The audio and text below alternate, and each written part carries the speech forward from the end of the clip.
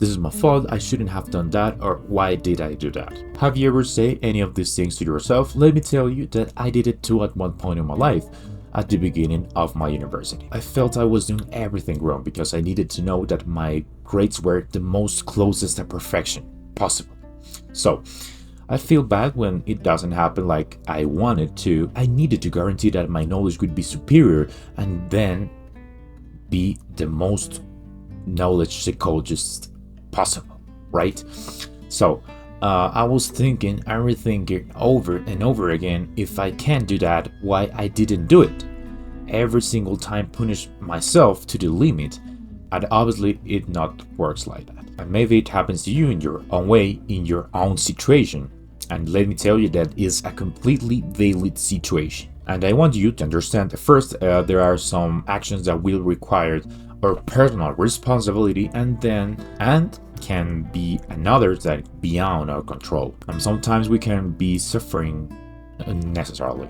And that's why I want to ask you, do you know the definition of self-condemnation? Self-condemnation, it's an act or a state in which a person blames themselves for not having done or been something they believe they should have done or been. As such, this self-condemnation can be present many times when we feel guilty, and the word should shows up. I should have said, I should have been. These phrases tell us a lot about our inner world and how are we thinking in that moment. While guilt sometimes can help us to improve and learn new things, is not the most, not all the time is working like that. And isn't always necessarily for the guilt getting a self-condemnation. Do you think could be another possibility that can help us with the process of learning without being suffering necessarily? Let me explain you something. Our brain works like a car. If a car overheats, it's probably going to run poorly.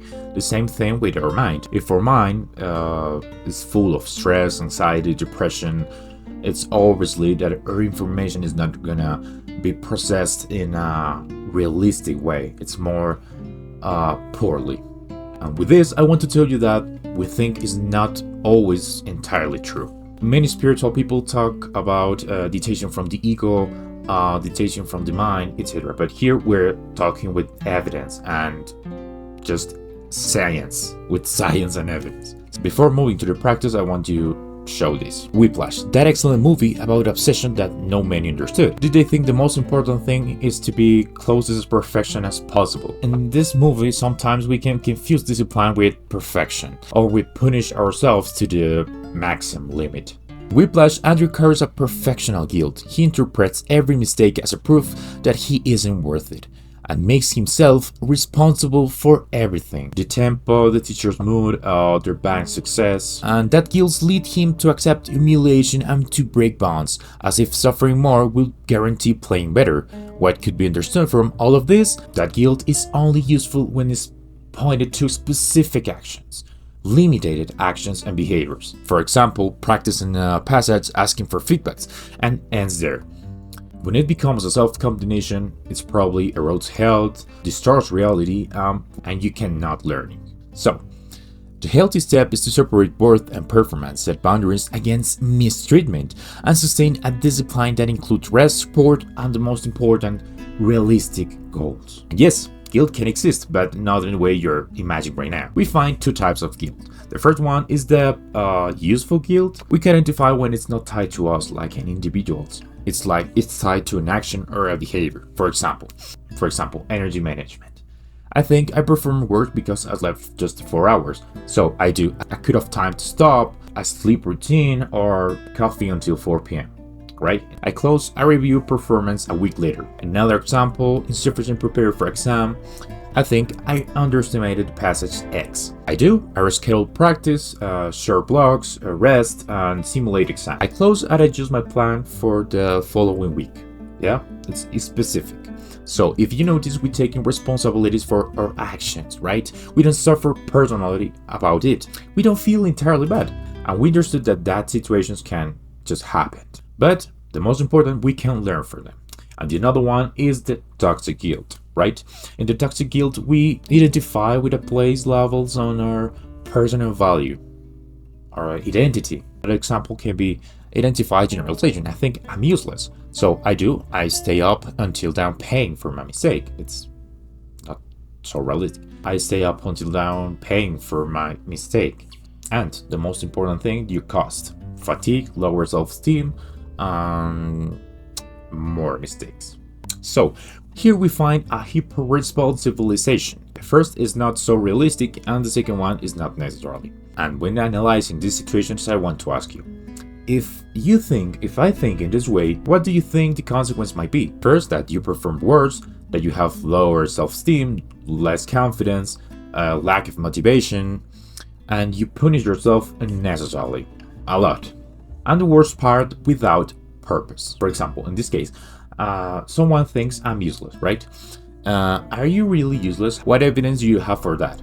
If you fail once, twice, or 3 times, does it really mean you never will do it? Is there an alternative explanation? We have seen these situations, we can find it differently, right? We are not tied to us value as a person, but we can do this. For example, you may fail because you were tired, so what you can do, sleep better. Because you didn't know what was necessary, but you can learn it right now. In the whiplash example, I can say, it wasn't my drum set. So what I can do, practice with different types of drum set. In a toxic guilt, there's no alternative explanation. It's always this or that. There's no medium point. There are always multiple alternatives. There's not just for you are like that, right? There's always specific actions you can do. So I want to share with you an exercise that helped me a lot with this type of problems, with the guilt.